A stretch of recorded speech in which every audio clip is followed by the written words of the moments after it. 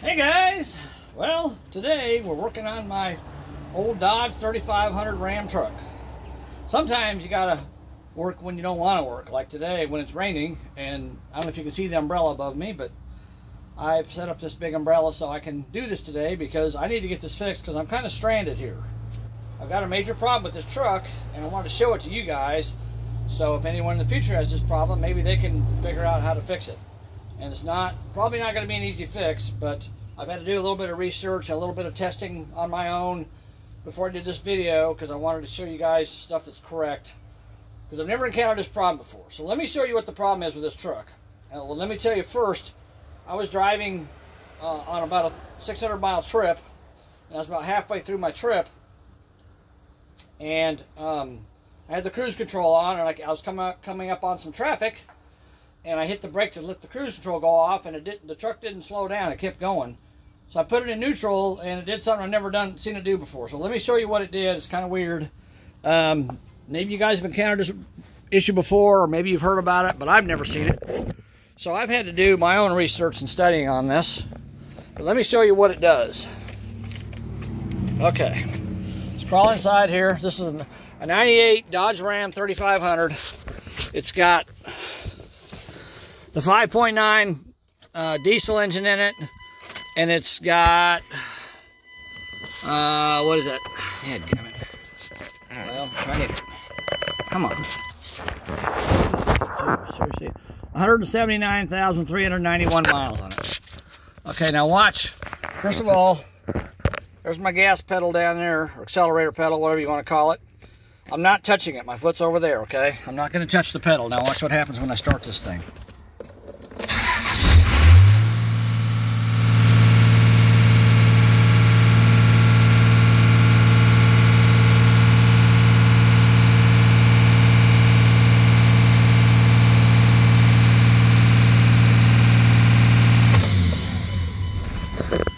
Okay, so as you can see, let me get the key out of the ignition. This will drive us all crazy. As you can see, as soon as I start it, I don't touch the gas pedal. It goes straight to 2,200 RPMs and stays there. It doesn't drop down. And I was about halfway through this trip when this happened to me, and I had to drive 300 miles with my truck stuck at 2,200 RPMs. Now, I will tell you this. This is really weird. It will not drop below 2,200 RPMs, but let me show you again so you know I'm telling the truth. Let's start it up. Now watch this.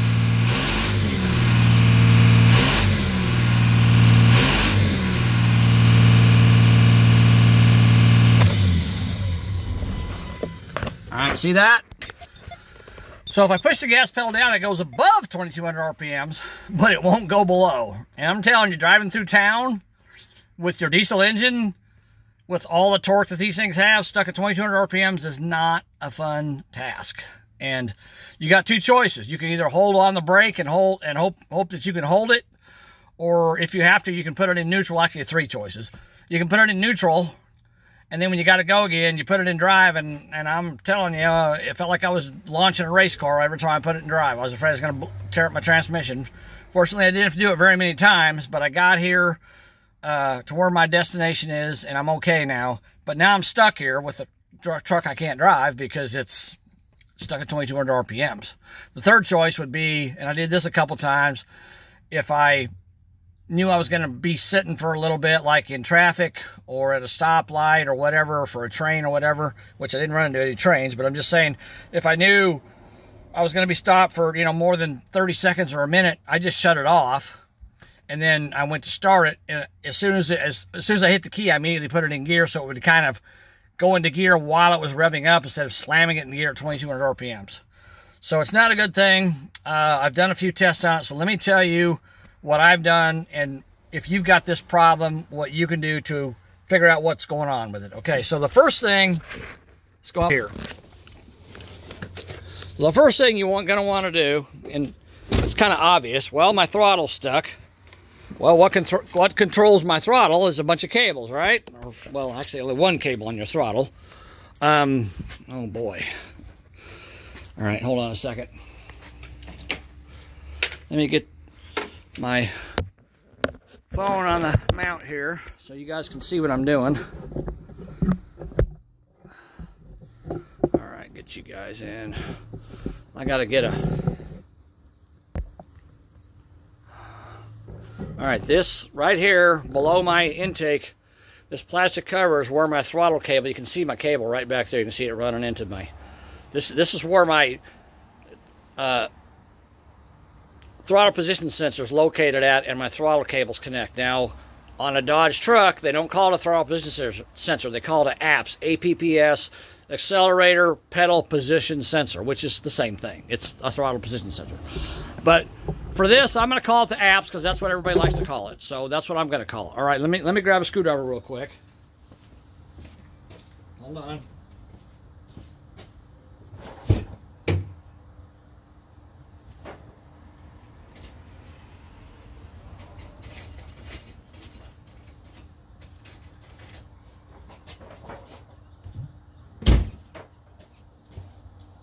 Alright, so you've got these annoying little plastic screws right here. There's one there and there's one down here. See that hole right there? But, well, no, you can't see it because my camera's not there. There's one right there. There should be one there, but there's not. So I only got one up at the top. There's two of them. You take off one there and one up here. And if you try to unscrew them, they never want to unscrew. So what I do is I just take a screwdriver and stick it underneath them and then pry up on them, okay? Just pry them up. And of course, when you put them back in, you just pop them in. That's easy to do. So once you get both those out, you can take this cover off, okay? Like I said, there's two of them. Okay, let's get that cover out of the way. All right, now we got that off. Now we're in here where the throttle is at. So we actually, let me see if I can get you in a little better position here. You can see what we're looking at.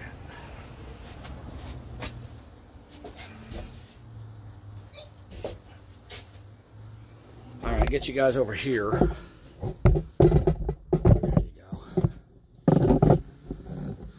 Okay, so get you right in here where you can see what's going on. You got 3 cables on here. Well, some trucks have 3, some trucks only have 2. I got 3. So I got a cable here, and another cable down here. Now the cable down here at the bottom, that's for my cruise control.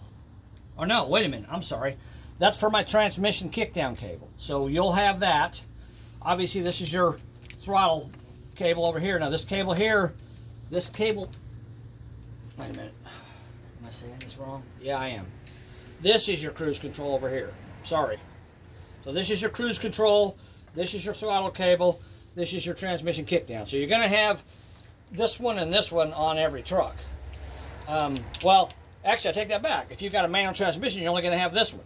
If you've got an automatic transmission without cruise control, you're going to have this one and this one. But I've got cruise control, so I've got this third one for cruise control. But first thing you want to do, you want to check your cables, obviously.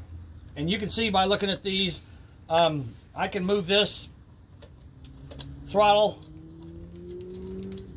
out like that, and I can move this cable back and forth really easily. The throttle cable moves easily, and down here in the bottom, my transmission cable moves easily. Now I can pop those off if I want to. Let me pop this one off first. This cruise control cable, and as you can see, it moves in and out freely. You can even hear it, I think. Okay, so I know that's good.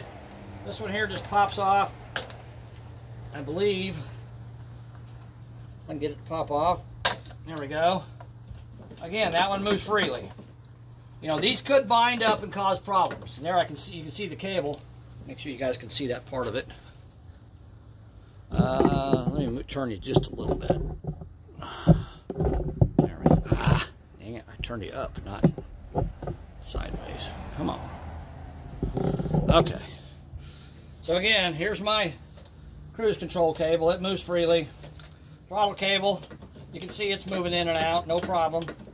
And then you've got your kick down here. Pull that off. And it is also moving freely. So all my cables are working fine. I know they're good. Okay, so behind this is your apps, or your throttle position sensor, whatever you want to call it. Behind that is your apps.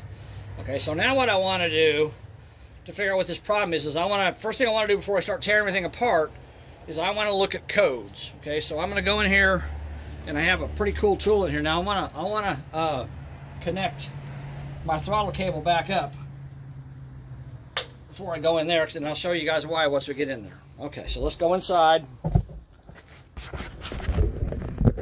the truck again, and we'll zoom out so you're not getting like vertigo or anything from watching this. All right, so we're gonna go inside the truck. If you don't know, your OBD2 cable is right here in these trucks. So there's your ashtray. It's right below that. A lot of times they're on the outside, underneath your hood latch, but on these trucks here, it's over there. Yeah, there's my stupid mask I don't never use. Over there underneath the ashtray, that's where it's at on this truck. Okay. Now, if your truck's a different year, it may be different. I don't know. All right, so we're gonna, if you got a scan tool, you can just get codes. You don't have to use this fancy tool I got. I just happened to, a guy I was hanging out with here happened to have this. And I'm glad he did, because I can show you something I couldn't show you with just a regular code reader. So this is the Innova 3140. So I've got it hooked up to my, well, I think I got it hooked up. Yeah, I've got it hooked up. You can see it's lit up down there. So I know it's hooked up and it's on, obviously. So then you got to turn your key on to the run position, not the start position, till all your lights in your dash come on, okay? And then it'll want to relink, because I had it turned off, so I got to push this button for it to relink, and now it's relinking. And it's going to tell me my codes. Now I will tell you that I'm going to have a couple codes in here related to my TPS because I was messing with it, but we can ignore those because they weren't there to start with. So I know that's not part of the problem. But I want to just show you the codes that I have. It's thinking now. There it goes, 100%. All right, first code that pops up, P0382, and that says intake air heater relay control circuit is open or shorted to ground. Now I got it written down here, so I'm just going to show you what it said, what everything says on here as you scroll down. Okay, so 98 Dodge Ram 3500 auto transmission codes. P0382, intake air heater relay control circuit is open or shorted to ground. Intake air heater relay power circuit is open. Intake air heater relay is damaged or has failed. Now notice that one. PCM has failed. Glow plug heater circuit B. Severity 2 of 3. Repair immediately if drivability issues are present. Threat to essential system components if not repaired as soon as possible. Okay. Now what does all that mean? Well, the code 382 is your intake air. So a lot of diesel engines have what's called a glow plug in them. You turn the key on. There's a light on your dash that says, I'll try to show it to you here. See it. It should be right in the middle there. It'll say wait to start. There, see that wait to start right there? Just went out, okay? So that comes on. That comes on when you turn your key on, and your glow plug, if it's cold outside, your glow plugs will warm up the inside of the engine, and it'll help the engine to start in cold weather. On a Dodge Ram, it's not that way. I can show you what it is. It's actually a plate that goes underneath the intake manifold, and it's got a grid inside of it, and that grid heats up. And what it does, it glows red hot, and then when you crank the engine over, the air coming in, it heats it up and puts hot air into the engine to help it start easier in cold weather. So that's what that does. Now, why does it say PCM has failed? I don't know why it says that. I don't understand that. I don't know if it's related to that code or if it's just something that it pops up. I don't know. But, you know, if anybody has seen this before and they know why it says PCM has failed, then you can comment below, because I don't know. But when it says severity 2 of 3, repair immediately if the drivability issues are present, threat to essential system components if not repaired as soon as possible. Well, that's kind of logical, because if that thing doesn't work and it's cold outside, your truck's not going to start, and you're going to crank on it, or you're going to do things that you shouldn't normally do. You're going to spray starting fluid in it, which isn't good for a diesel engine. So, that's probably what they're talking about there. So I don't think that code is related to what my problem is, because it's not a apps or throttle position sensor code, right? It's a code related to the intake air heater circuit. So I don't think that's related to it. Okay, now here's the other I came up with. P1693 FLT in COMP MDLE. What does that mean? I'm assuming it means fault in computer module. Now, I talked to one guy, and let me bring up his website real quick. I want to show you guys this guy. He is very, very helpful. If you have got a diesel engine powered truck and you need to talk to somebody about issues with your computer system or whatever, this guy is awesome. And I wish I knew his name, but I don't. Let me find it.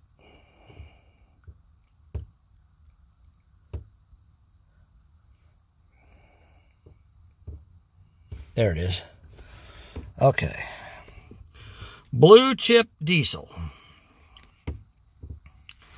All right. So this guy here, Blue Chip Diesel, he's on the East Coast somewhere, I believe.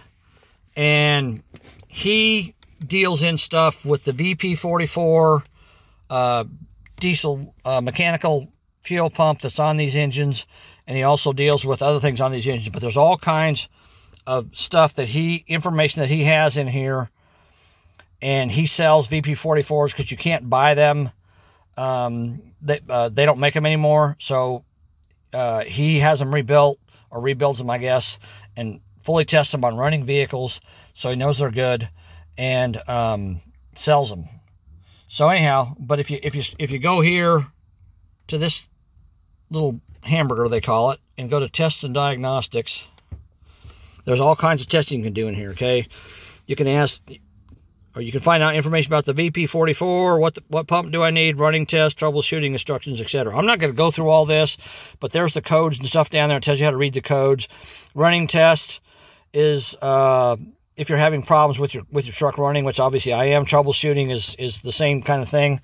But anyhow, I'm not going to go through all this, but if you guys really want to go, if you're having problems, like I said, with your diesel Dodge diesel truck, go to bluechipdiesel.com. I really recommend this guy. He's a great guy. I actually talked to him on the phone, and I sent him text messages, and he was very, very helpful to me.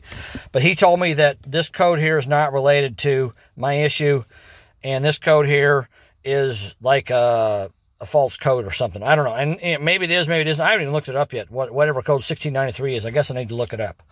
Okay, so we don't have any codes that are related to the throttle position sensor, but yet my throttle's stuck at 2200 RPM. So what's the problem? So I talked to the gentleman there at Blue Chip Diesel, and he said you need to verify the inputs and the outputs of the throttle position sensor, okay? And if you verify those and it's working, because I don't know if you noticed or not, but the TPS, when I pulled that plastic cover off, it looks pretty clean. Well, it's fairly new. I've replaced it like 2 or 3 years ago. I put a new one on here because I was having problems with it back then. Having problems, and that was my TPS. I was having a different problem. It would have a dead pedal, which he talks about on his website. He talks about a dead pedal issue, and I had one where sometimes, depending on where the pedal was at, what position it was in, sometimes it would work, other times it wouldn't. Well, it turned out to be my TPS had gone bad on me, so I put a new one on there, and it's worked fine ever since. I bought it at O'Reilly's. It is the one that has it's the full assembly. They cost like they're like $280 now. They're really expensive. You can buy just the sensor itself, but if you put it on, you have to adjust it correctly or it won't work right. So I recommend to buy the whole assembly, even though it's $280. You can buy them cheaper online too. And it is oh man, now I can't remember what it is now. Let me see if I can find it. Hold on a second here. Trying to help you guys out as much as I can. Oh, there it is. Okay, so it is I'm just going to pop one of these open. It doesn't really matter. So it is a Standard Products, made by Standard. Standard's been around forever. Standard Products TH420 throttle. They call it a throttle position sensor. Some people call it an apps. But here on this Parts Hawk thing, it's $142.19. So it's a lot cheaper online. So if you need one, you can buy them online. That's Parts Hawk. I don't know what their shipping is, but you can also buy them. You can order them through O'Reilly's. You can order them through any of the parts stores. But if you type in standard TH420 throttle position, and then you got to put parentheses around it because Google wants to give you everything else but that. So if you type that in there, standard TH420 throttle position sensor, obviously you can see it's showing a whole bunch of different views of that same throttle position sensor, different prices. So you can buy that online. So if you need one of those, I'd recommend you buy the entire thing with the cam and everything on it, because then you don't have to worry about it. It's already been adjusted from the factory. Okay, so what do we do now that we know that we got codes that aren't related to our problem? Well, I can do one of two things here, and I'll show you the first because I have this scanner. So the first thing I can do is I can take this scanner, and down here at the bottom it has this button called LD Live Data. So I can click on that, and it opens up and shows me, come on baby. Is my key on? Yeah, my key is on. Okay, there we go. So it shows me what's live right now. Everything that's going on right now with this truck. So we got my calculated load, which is 0, of course. PCM, PID, whatever that is, I don't know. ECT, which is exhaust temperature, I believe. And it's at, what's it, 32 degrees Celsius. Map is 101. Engine RPM is 0 because the truck's not running. And I can scroll down here. And I can scroll down. Vehicle speed, 0, obviously. AT, automatic. No, wait a minute. IAT, intake air temperature sensor. 31 degrees, same as the engine. Same as the exhaust because the truck hasn't been running. TPS. Now, I want you to notice this. TPS. TPS, which is the throttle position sensor or the apps. Now notice, look, my foot is over here, okay? My foot is over here. It's not anywhere near the gas pedal. The gas pedal is sitting by itself. It should be at 0%. Now look at this. The TPS is at 21.6%. See that? Now if I push the throttle down, watch what it does. Now watch. I'll try to show both at the same time if I can. So there's my foot. Well, it's kind of hard to see that. Here, hold on a second. Let me try something here. I don't know if it's going to work or not. I got a little flashlight. There we go. Okay. Now you can see my foot, and you can see the percentage.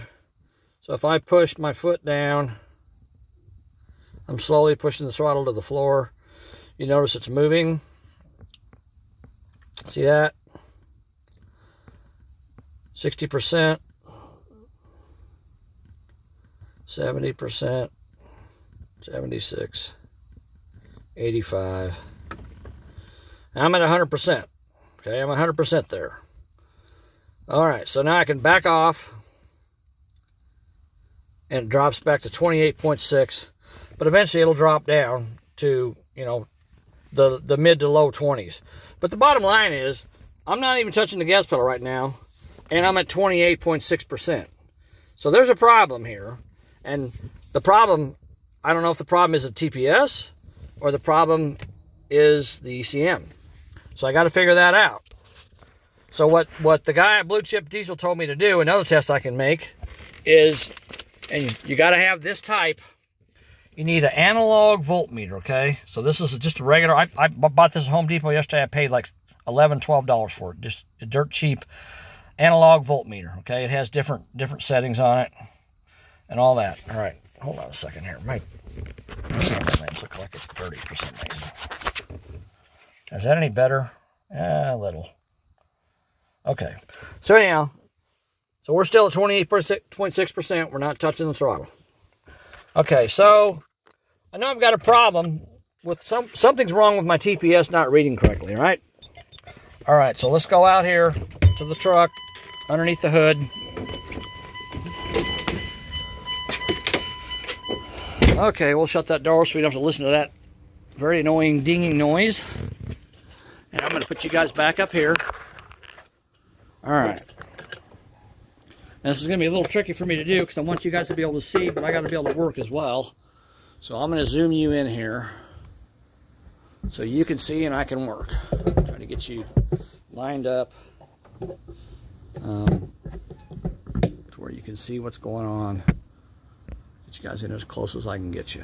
Okay.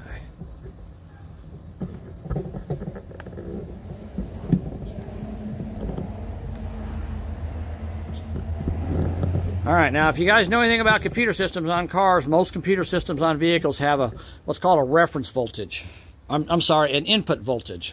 So input voltage, anytime you've got a sensor like a TPS or an apps, whatever you want to call it, you've got a voltage that's put into it that is from the computer, and then you've got a voltage going out of it that the computer compares to what's coming in. So it's a reference voltage, okay?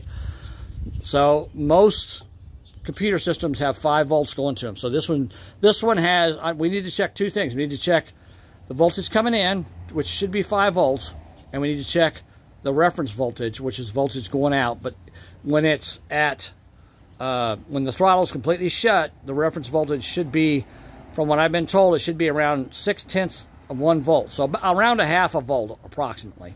And then when it's completely all the way open, the throttle's completely all the way open, it should be about 3.5 volts. So it should go from about 0.5 volt to 3.5 volts. Now, it might vary a little. And of course, I've got a low-cost analog meter. It may not be exactly 100% accurate, but we can look and we can at least check it and see. Okay.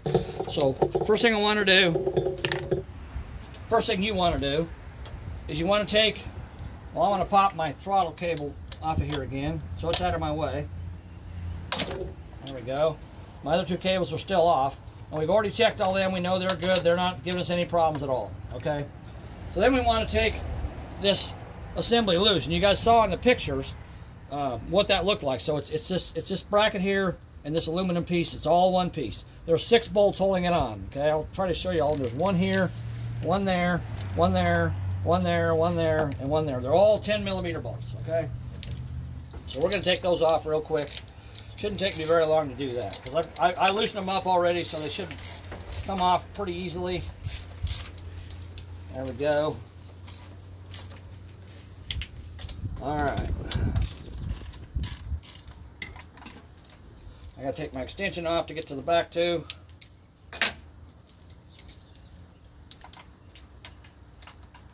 There we go. That one's loose. All right, they're all loose now.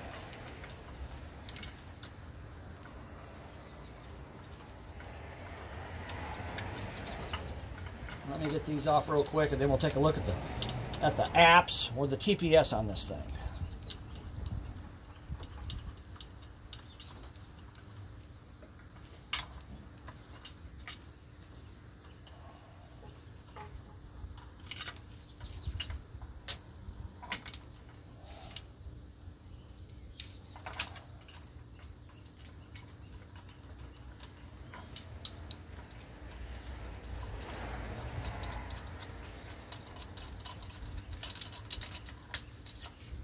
Okay.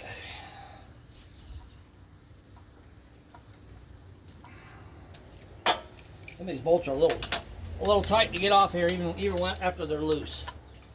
I just use my extension. It's hard to reach in there anyhow. So, all right, we'll take them off.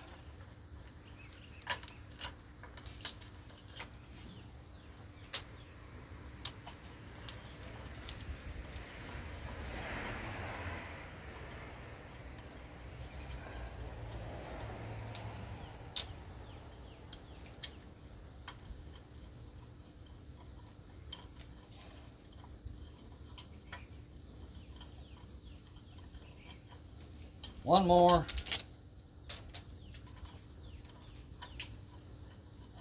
All right, here we go. So now we got this plate off of here.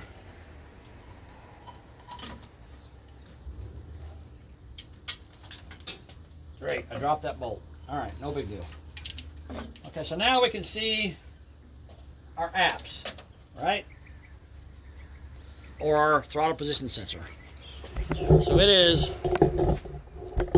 get you guys up here where you can see what I'm looking at. There it is, right there. See that? This is your apps right here. So it has 2 screws that hold it on there, but you got to remember that it's you can move it. You can shift shift it to different locations or different positions on this plate. If it's not in the right position, you're not going to get the right throttle input. So that's why I recommend that unless you know what you're doing, you just buy the whole thing. It's more expensive, and they know that. They want to charge you lots of money. Now, first thing I want to do here, I'm going to unplug this thing, and I'm going to start this thing up, and I want you guys to tell me what happens when I unplug this, okay? So I'm going to unplug it. You guys heard it. So now it's unplugged. See that? Now it's unplugged. So let's zoom out a little bit here so you guys can see. Get you turned up just a little bit. All right, now I'm going to go start the truck, and I want you guys to tell me what happens after I start it.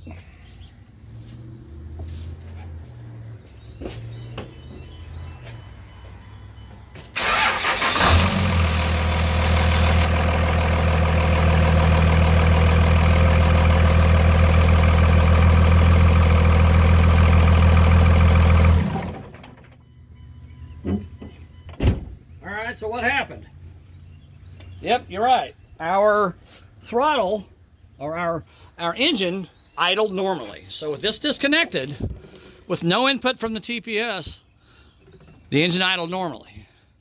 So I know I've got something going on with this TPS that's causing this engine to want to run at 2200 RPMs when it shouldn't be. I don't know what that is. I got to figure it out.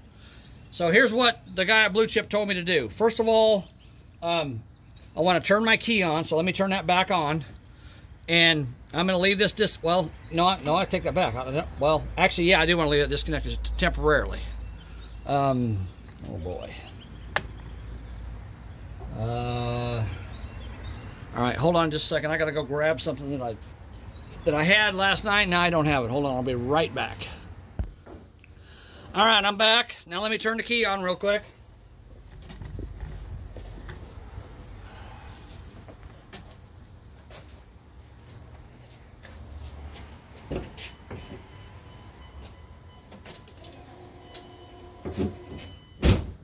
Alright, my key is on.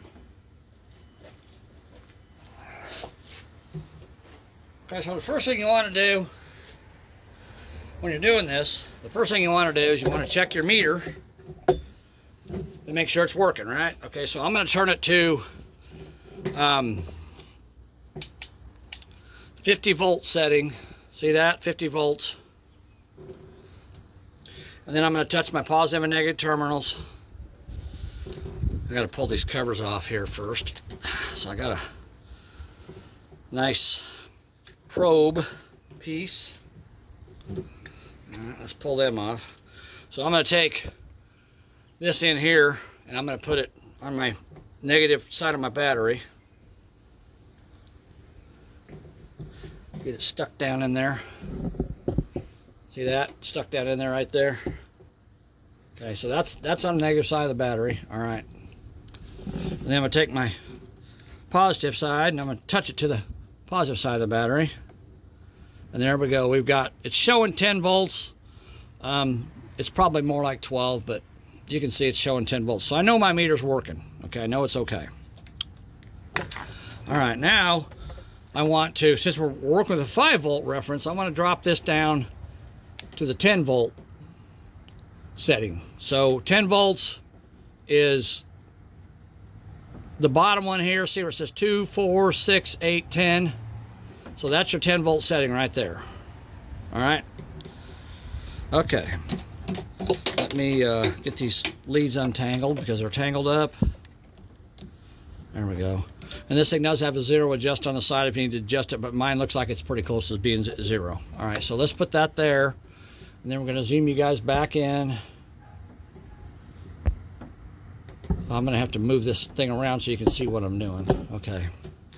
Now, I'm not sure which one it is, but I believe, if I remember correctly, if you hold this plug where you see that connector right there, that little clip that holds it in place, if you turn that to where it's facing towards the engine like that, see that? I think it's the second one up on the right side there. Should be the 5 volt reference. Let me see if I'm right. So I stick a needle. Oh, I forgot to tell you guys. I just got a needle. See that? Well, there. Yeah, it's just a needle, just a pin from my daughter's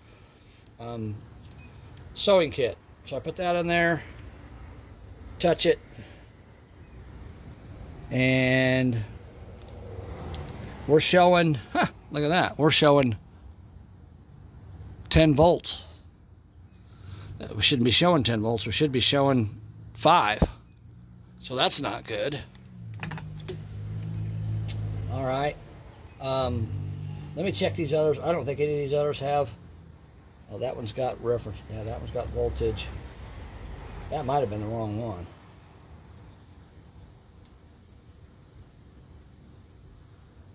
Yeah.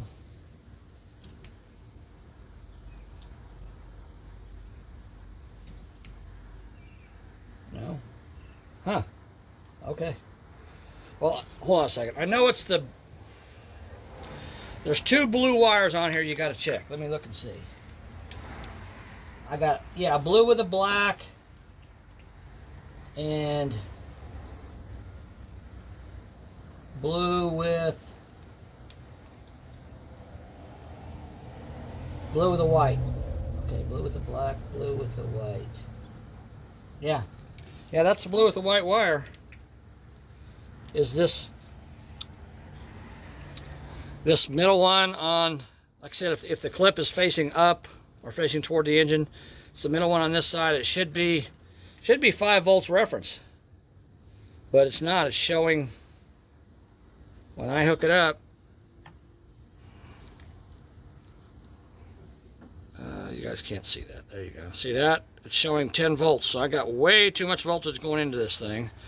Way more voltage than I should have. I've got 10 volts instead of 5. I should have only 5 volts. It's kind of weird because when I did this yesterday, it showed 5 volts. But now today it's showing 10. So something is going erratic with this thing. Okay, now the other thing you want to do is, this is going to be kind of hard to show you guys, I think. There's another wire back here that is blue with a black tracer on it. Okay, and it's the one right above. So this, let me get my little screwdriver. So this middle one here is your 5 volt reference, the blue with the white wire. Right above that is a blue with the black. That's your, I'm sorry, this is your input voltage. It should be 5 volts. Mine's showing 10. This is your reference voltage, which should be between a 1/2 volt and 3.5 volts. But I gotta be able to move the throttle, so I gotta plug that in. So what I did, and some of you guys aren't gonna like this very much, if you can see it, what I did is I kind of stripped some of the insulation back where I got the bare copper, and I'm just gonna take my probe and I'm gonna stick it in between the copper strands. So I got a decent connection there. I wish I had a back probe device, but I don't. So I'm doing it on the fly here because I'm kind of caught in the middle here. So, you know, I got to do what I got to do. I can always tape it up when I'm done or seal it somehow. All right, now when I plug that in, all right, so that's plugged in. The key is on. I'm still on, trying to get it to focus here. Still on 10 volts, and now you can see I'm showing around a little over 2 volts, which is way more than it should be. It should only be a 1/2 volt. Okay, so now if I move the throttle, I'm going to move the throttle. See this? I'm moving the throttle with my hand. See that? So I'm going to move the throttle, and it should move up. There we go. See, it's moving. It should only go to about 3.5 volts, and look, it's going all the way up to 8 volts.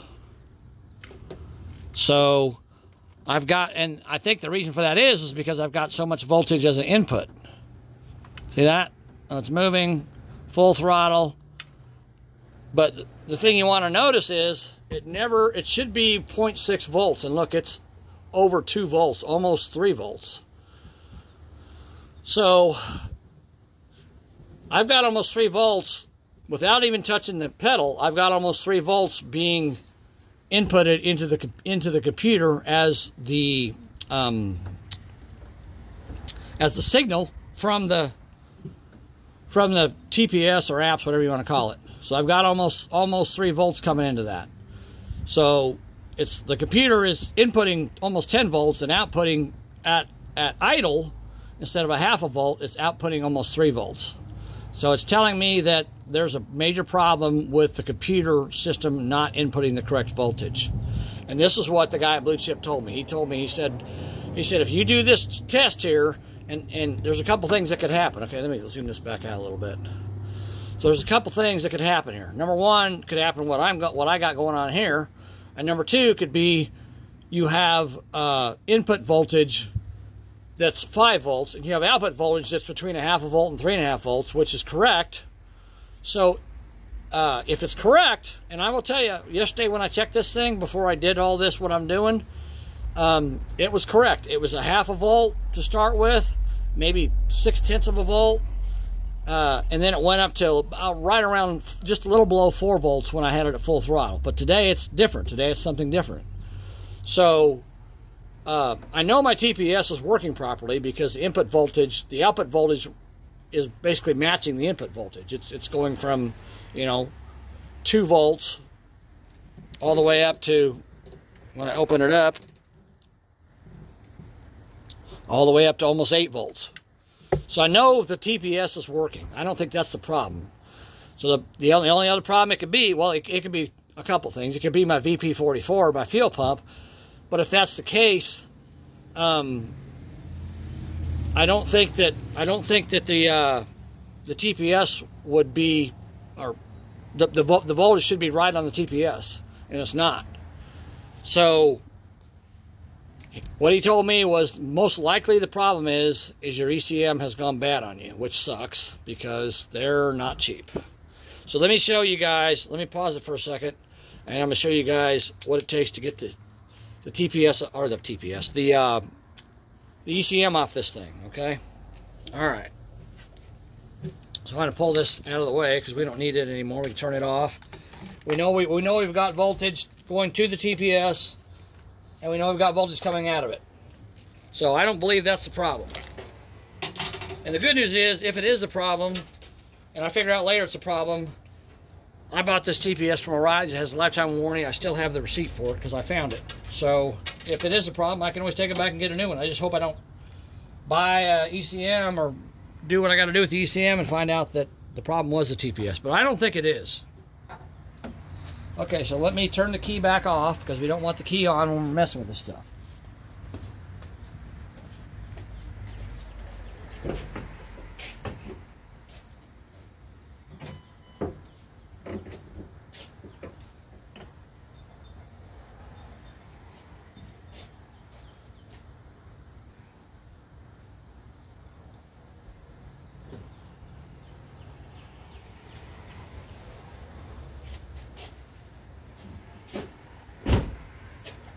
Alright,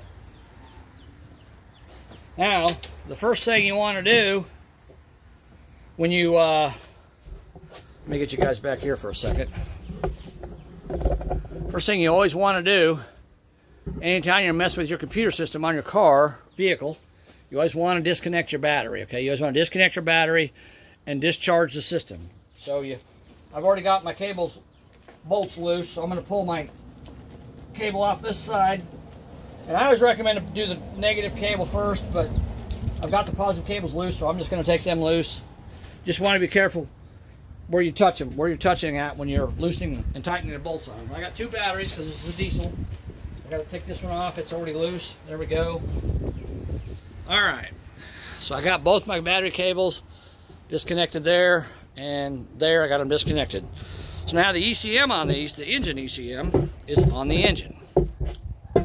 And I don't know, let's see, I think I might be able to get you guys in here.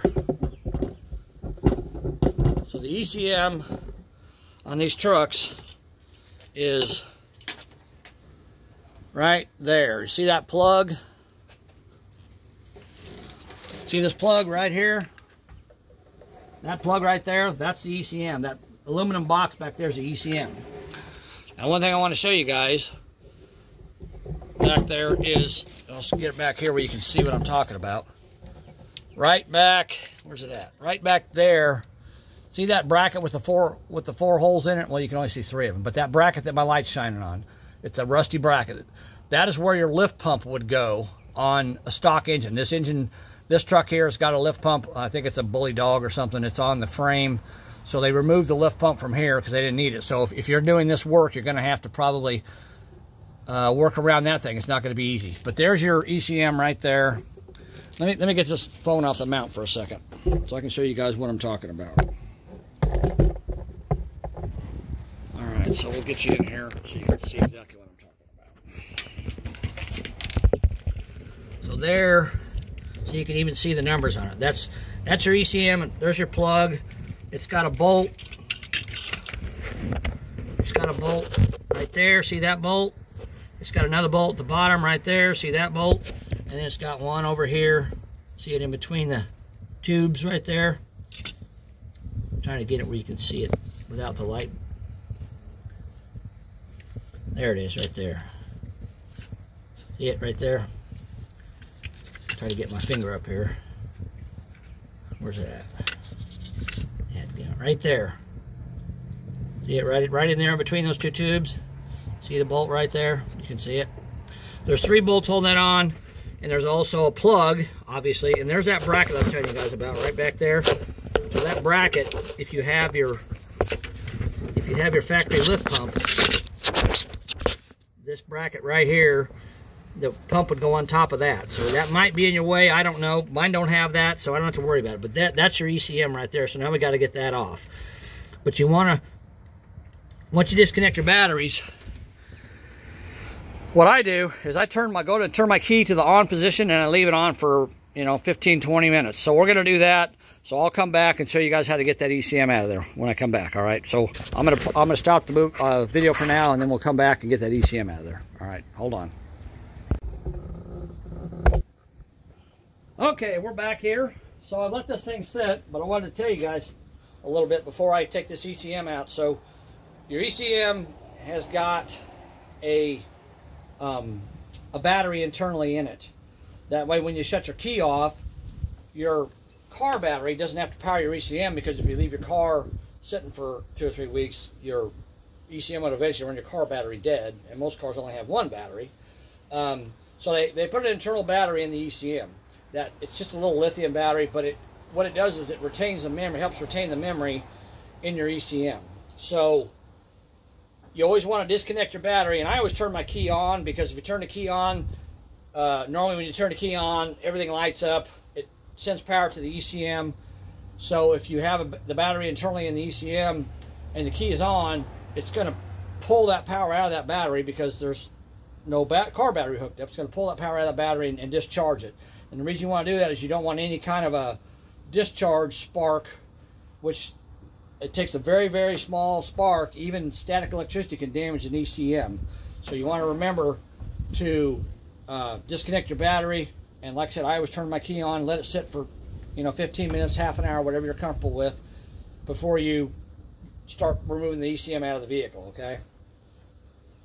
All right, so before I pull the ECM out, before I pull the 3 bolts out of the block to remove the ECM, I showed you guys, it's going to be kind of hard to do. Where's my, hold on a second. What do I do with my flashlight? Did I get it? Oh, it's down there, isn't it? Yeah, it's sitting down there. Okay. Get my flashlight out of here so I can show you guys what I'm trying to show you. Okay, now you remember I said there's a plug right there on that ECM. Now one thing you want to do, you want to remember, is anytime you're replacing your ECM on any vehicle, you want to, that's first off, last on. So you always want to pull it off first, because you want the ECM right now is bolted to the block, it's grounded to the block. So I want to pull that off first, because if there's any kind of a static electricity in my hand or anything that I'm touching, and I touch the case of the ECM, that static electricity will go to the ground, not into the ECM. So you want to pull the plug out first, and if there's any kind of a discharge or spark, it'll also ground, because the ECM is grounded right now. It's still connected to ground. So if there's any kind of erroneous spark from my hand, from static electricity, or even from me unplugging that connector, then it'll go to ground because the ECM is still connected to ground. So you want to disconnect the connector first, then unbolt the ECM. And when you put the new ECM, you want to bolt the ECM in first and then do the disconnect, or do the connector last. So you take it off first before you remove it. You put it on last when you install the new one, okay? So you guys want to remember that. And it has got an Allen wrench. I'm not going to be able to show you this very well. Oops, sorry. There you go, staring at the ground. I don't know if I can get you guys in here very well or not, but it's kind of difficult on these trucks to get in there to look at this stuff, because there's so much crap in the way. So, and it's kind of dark anyhow, but let me see if I can. I need a little bit of light so I can see myself. So I'm going to put this flashlight down where I can see what I'm doing, if I can get it set where I want it set. There's just so much stuff in the way, it's just hard to do.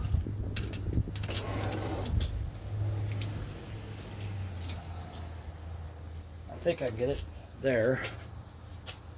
You guys can't see a thing. Okay. All right, so there's a bolt in the center of that connector, and it is an Allen wrench bolt, and it is, I want to look at this one. This one here is a 5/32 wrench. It's probably metric, but this 5/32 works. It's probably like a 4mm or something like that. But this one here, I pulled this one out of my bag of Allen wrenches, and it actually fit the first time, so I'm amazed I got that done. But let me get that connector disconnected first. So let's do that. See if there's some way I can get you guys in here so you can see. I got to have a little stool to stand on because my truck's tall.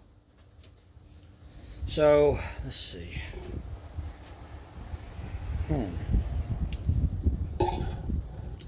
I wonder if I can take this photo off the stand. Is there somewhere I can prop it up under the hood here? I don't know if I can or not. Let's see. That's a good view if I can get it to stay there. Oh, of course not. Damn gummit. So that was when you got a phone. Well, you know what? I'll just do this.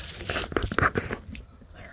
I'm going to reach in here with my hand. And where's that bolt? There it is. All right, so I'm going to put my wrench on that bolt, and it pops off really easily. It isn't very tight. Basically, that holds the connector. If you can see, as I'm turning this wrench, the connector is moving out. So it's disconnecting itself as I turn the wrench. See that? You can see it moving. Yeah, you can see that pretty easily, actually. Okay. There we go. See, it's coming out. It comes out really easily. Now, there's always a possibility that there could be a problem with my wiring harness on this truck, and with almost 170 some thousand miles on it, that's a possibility. But I think it's probably the ECM there. That's already come out, just really simple. And you can see it's got a ton of wires going into it. So you also got a body control module that's under the dash of the truck. So that's not what that is. All right, so that's loose. There's your connector, and again, you've got a bolt.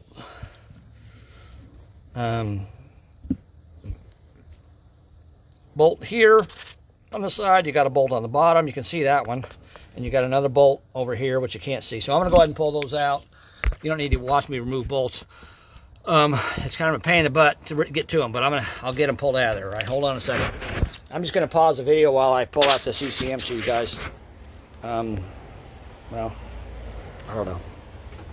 I guess I can leave it running. It don't matter. I want you guys to get bored watching me do something you can't see me do. Okay, so let me get that. It won't take long. It's just 3 bolts. So let me get those bolts out of there, and we'll pull that ECM out and look at it.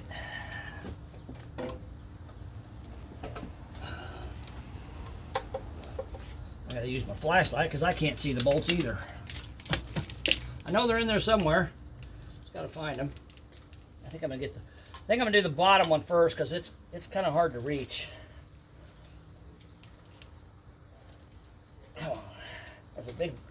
wire harness right below it. Wow, it's pretty tight. I'm gonna get 2 hands in there. There we go. All right.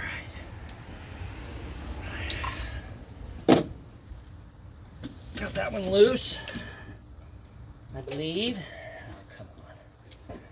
That wire harness is kind of keeping me from turning my socket very good. All right, see if I can get that bolt to come out of there. And they're 10 millimeter as well. They're the same size as the bolts that hold on the TPS.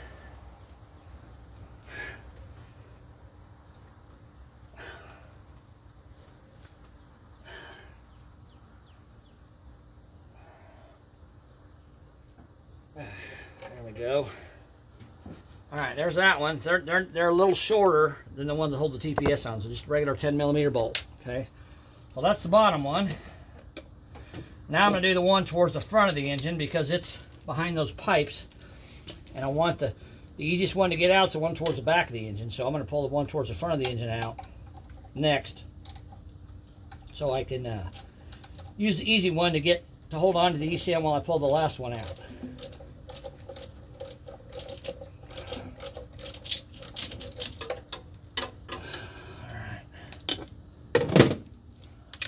Try to get in here with my hand and unscrew that one.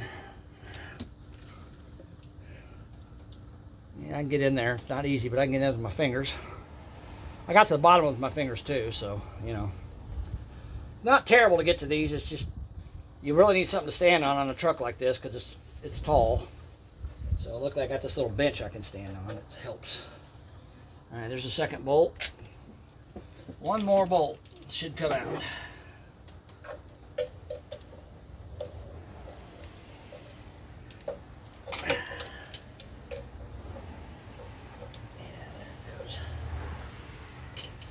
Okay.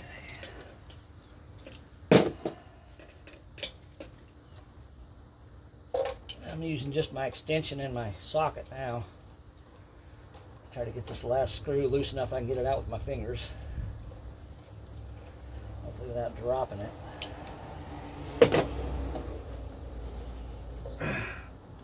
Alright, I got it.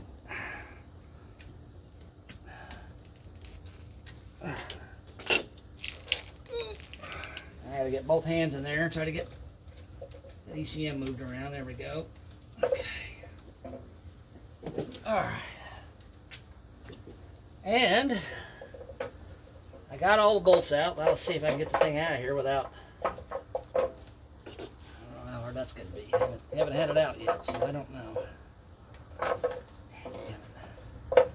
I got stuff in the way on both the top and the bottom.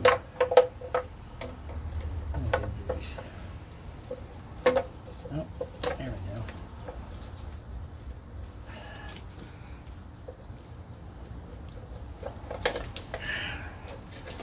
go. Okay. There it is.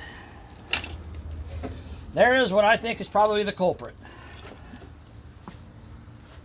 Alright, so what I did with this thing, after I got the bolts loose, I tilted it, the top forward underneath the fuel rail pipes because there was a wire harness running right along here, and I couldn't get it past that wire harness, so I just tilted it forward past those pipes and then kind of slid it out like that. Now we can look at the numbers on this. You guys want to look at it. I don't know how well you can see them. Oh, there we go. Scratch all this crap off of here. Got this plastic coating on there that makes it so you can't see anything.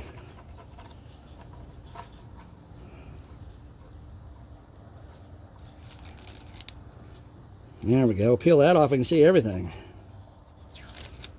There we go. Alright.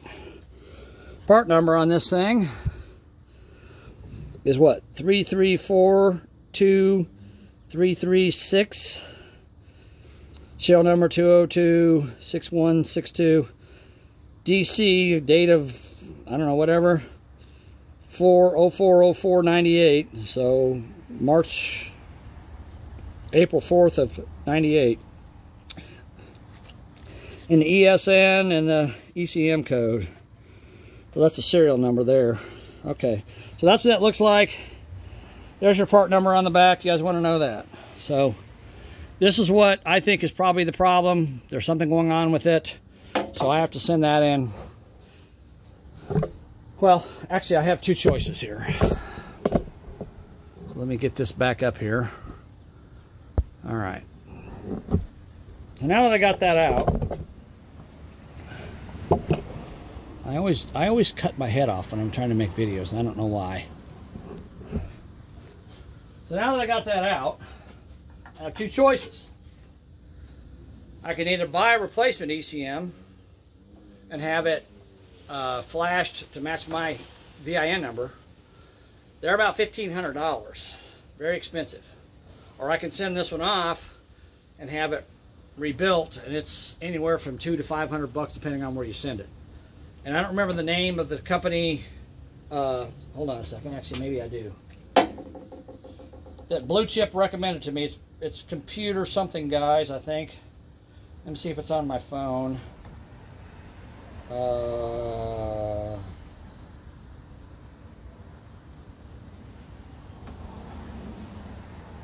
Let's see, Computer.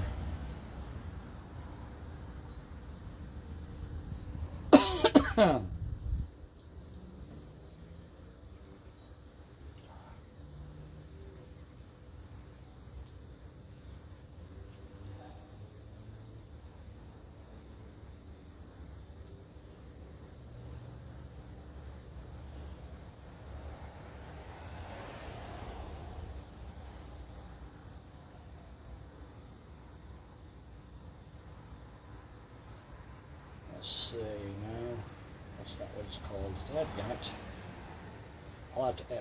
I'll have to ask him. I can't remember what it's called. It may be in my text messages here. Let's see.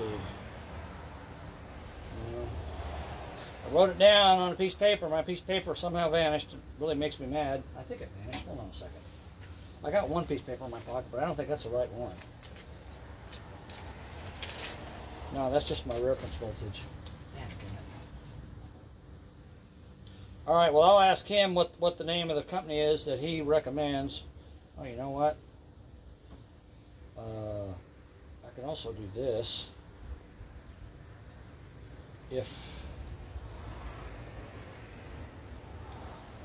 No. Okay. I called them and talked to them. I thought maybe it might show their name, but it doesn't show the name of their business either. I'll have to get it for you guys and tell you what it is. But it's a computer repair place in, I think I remember right. It's too bad this didn't happen at my brother's house because I think they're in North Carolina. So, but I'll have to find out what the name of it is and let you guys know. I can't remember what it is. So I can send this off to them and they'll repair it and send it back to me as the same computer, and it'll be fixed hopefully. So hopefully that's what the problem is. The only other two things it could be is the apps, which, like I said, I can get a new one of them for free because it's a lifetime warranty, but I don't think that's what it is because you saw it working. It's moving voltage like it's supposed to. The other thing could be the VP44, but talking to the guy at Blue Chip Diesel, he said he don't think it's that. He thinks it's this. And he's been doing this a long time. He knows a lot about it. So this is what I'm going to go with. So if you've got a problem with your diesel engine doing what mine's doing, number one, it's very dangerous to drive it that way. And number two, it's going to tear your, I was afraid it's going to destroy my automatic transmission, obviously. But it's very hard on your components or your truck. Even if you got a manual transmission, you have to let the clutch out at 2200 RPMs, which isn't a lot, but your truck's going to want to, surge forward and take off. And so it's not good on components for your truck. Plus, it's not good for your engine. We run at 2200 RPMs all the time anyhow, especially if you're sitting in traffic. It's going to overheat on you, which mine started to overheat on me. I had to pull over the side of the road and shut it off, and then turn the key back on and let the fans run a little while to cool it down. Then I took off again because I got stuck in some rush hour traffic and I had to do that. So, but I got all that taken care of. So we're going to send this thing off, and we're going to see what happens. I don't know what else I can do. I don't have $1,500 to buy a new one. I don't want to buy a new one. I'd rather send this one off. So tomorrow I'm going to have to put that, go to UPS, USPS, and hopefully ship this priority mail and get it to them as quick as I can because I'm stuck here until I get it fixed. So I will get the name of the computer place I'm sending it to so you guys know, all right? Thanks for watching. I hope this helps somebody. I'll make a separate video about what happens and all that when I'm done. So I can go ahead and put this on there to help anybody that needs help. All right, guys, I appreciate it. Thanks for watching. Go Chiefs today, right? The Super Bowl is in a couple hours. I'm looking forward to it. Go Chiefs. Sorry, 49ers fans. I'm a Chiefs fan. All right, guys. Talk to you later. Take care. Bye.